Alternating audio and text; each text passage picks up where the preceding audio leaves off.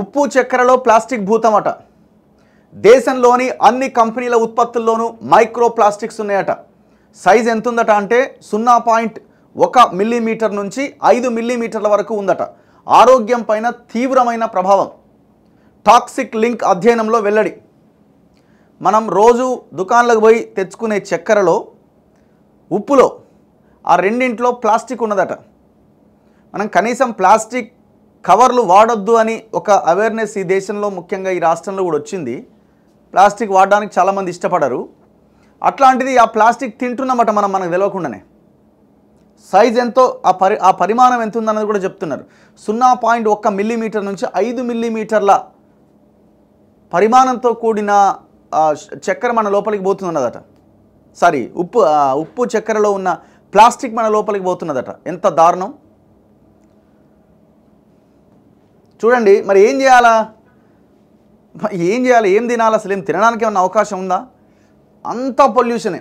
దేశంలో విక్రయిస్తున్న ఉప్పు చక్కెరలో ప్రమాదకర మైక్రో ప్లాస్టిక్ రేణువులు ఉన్నట్టుగా తేలింది.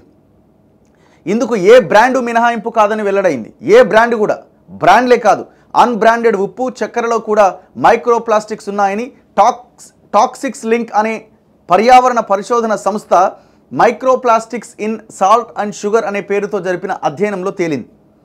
10 రకాల ఉప్పులను, 5 రకాల చక్కెరలను తీసుకొని ఈ సంస్థ అధ్యయనం చేసింది. ఈ వివరాలు మంగళవారం వెల్లడించింది. సంస్థ అధ్యయనం చేసిన వాటిలో రాక్ సాల్ట్, టేబుల్ సాల్ట్, సముద్ర, స్థానిక ముడి ఉప్పులు ఉన్నాయి. వీటిని సంస్థ ఆన్లైన్, ఆఫ్లైన్లో కొనుగోలు చేసింది. ఆ ఉప్పు చక్కెరల్లో వివిధ రూపాల్లో మైక్రోప్లాస్టిక్స్ ఉన్నాయి. అవి fibre, pellets, films and fragments రూపంలో కనిపించాయట. 1 కేజీ ఉప్పులో 89.15 వరకు ఉందట. ఏంటది? 1 కేజీ ఉప్పులో 6.91 నుంచి 89.15 వరకు మైక్రోప్లాస్టిక్ రేణువులు ఉన్నట్లు అధ్యయనంలో వెల్లడైందట. 1 కేజీ ఉప్పులో అన్ని ఉన్నాయట. ఇళ్లలో విరివిగా ఉపయోగించే అయోడైజ్డ్ ఉప్పులోనే ఇవి ఎక్కువ సంఖ్యలో ఉండడం గమనార్హం.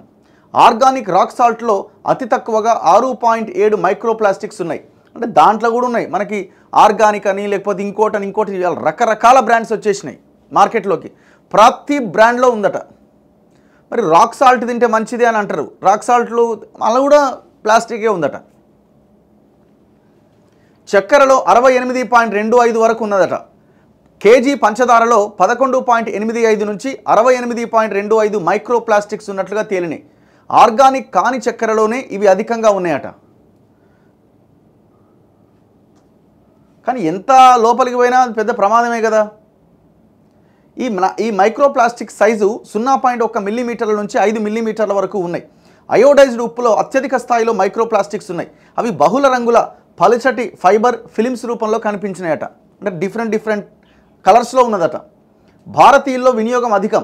భారతీయులు సగటున రోజుకి 10.98 గ్రాముల ఉప్పును తీసుకుంటారని గతంలో నిర్వహించిన సర్వేలో వెల్లడైంది.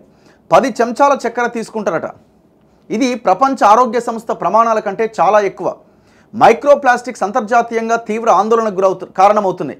ఇవి ఆరోగ్యానికి, పర్యావరణానికి తీవ్ర నష్టం కలగజేస్తున్నాయి. ఇవి మానవ శరీరంలోకి ఆహారం, నీరు, గాలి ద్వారా ప్రవేశిస్తాయి. ఊపిరితిత్తులు, గుండెతో పాటు తల్లిపాలు, గర్భస్థ శిశువుల్లో కూడా మైక్రోప్లాస్టిక్స్ ఉన్నట్లు ఇటీవల జరిపిన పరిశోధనలో తేలింది.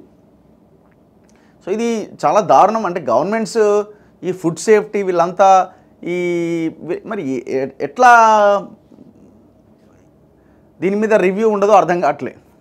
మీరు ఏ ఫుడ్ అయినా తీసుకోండి, వాడు రకరకాల బ్రాండ్ల పేర్లు పెట్టి ఆర్గానిక్ అంటాడు, వాడు ఇంకోటి అంటాడు, దానికి ఇందులో ఈ విటమిన్ ఉంది, ఆ విటమిన్ ఉంది అంటాడు, అందంగా తయారు చేస్తాడు దాన్ని.